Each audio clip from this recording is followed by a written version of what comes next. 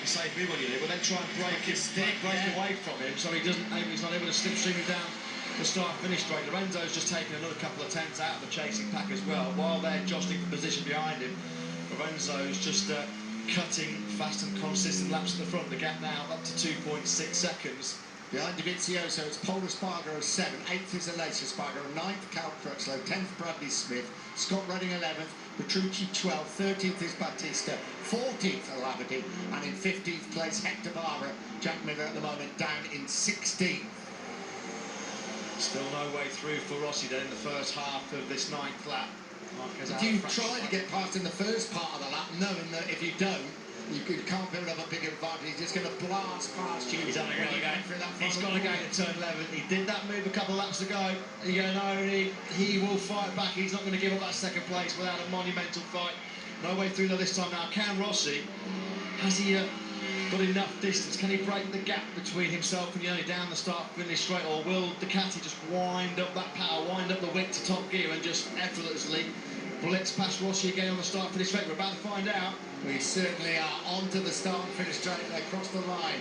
There will be 21 laps to go. Here is Rossi. Here comes the Ducati on the charge. Rossi, I think, is just going to hold the advantage. Brilliant stuff from Rossi. He's that wide. He's wide. Yeah, he was that wide. Valentino Rossi knew what was coming. He knew he had to leave his braking to the absolute latest to try and keep Andrea Iannone at bay. He just ran in a fraction too hot. That's all about Rossi being worried about the slipstream and the horsepower of the Ducati. In too hot, runs it wide. Andrea Iannone, thank you very much, takes second place back without any effort whatsoever. He's got to do it all over again. Here he goes out turn 6. Rossi through again. It's another good block pass from Rossi. But again, the grunt of the Ducati coming out of turn 6 onto the back straight might be enough. Rossi shuts the door through turn 7. This is a fantastic battle. It may be for second place. It really doesn't matter. Paul Lorenzo's probably not getting the action and the television time he should put out at the front, but this is, again, this is what MotoGP is all about. Marquez says, right, Rossi can do it. Let's see if I can do it. Rossi in second place. Well, Rossi made his move at turn 6, so he's had a chance to try and break that gap between himself and Iannone, and Iannone is hanging in there again. Rossi was able to hold Iannone off on the straight last time around. He only lost second place because he ran in too hot first corner.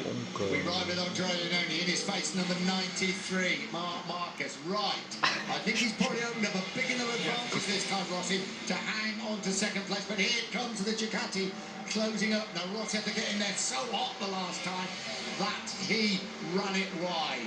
Iannone couldn't get close enough to attack Rossi on the brakes at the first corner. He's done it at turn number 2. This is brilliant by Andrea Iannone. He's not lying down at all.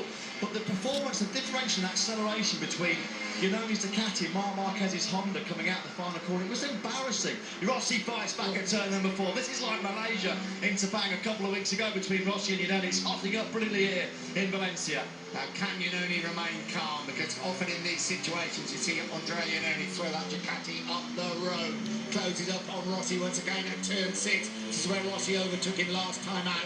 Onto the back straight with that little kink in the middle. Into turn 8, we ride with Rossi. Iannone, you can see Marquez, you can just see in there, Maverick Vinniales. And you can even see Andrea Dovizioso on the second of the Ducatis at the back of that group. Yeah, Dovizioso just waiting to feed off the scraps here a little bit. On board with Rossi through turn 11. Marquez comes up the inside of Iannone. That's brilliant.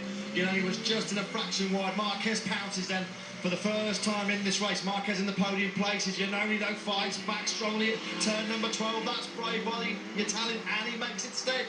Now, is Marquez close enough as they come into turn 14? Here they go. Marquez up the inside. Marquez retakes third place.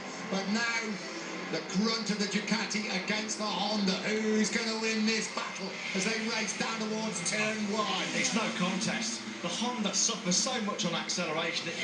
The word is embarrassing. The Ducati just absolutely, when it winds up to top gear, can just blitz away from that Repsol Honda. And what this is doing is giving Valentino Rossi just a bit of breathing space in second place. Marquez thought about a move at the inside of Iannone at turn number 2. Marquez knows, Rossi, he's got to break the gap between himself, because the Ducati on the start-finish straight, it's unbelievable. It's the acceleration coming out of that final corner. We know acceleration's been a weak point of the Honda. Well, it's being exposed here today in Valencia by the Ducati. And he also knows, Mark Marquez, that Rossi would now get that hammer down and try and open up a bit of a gap in second.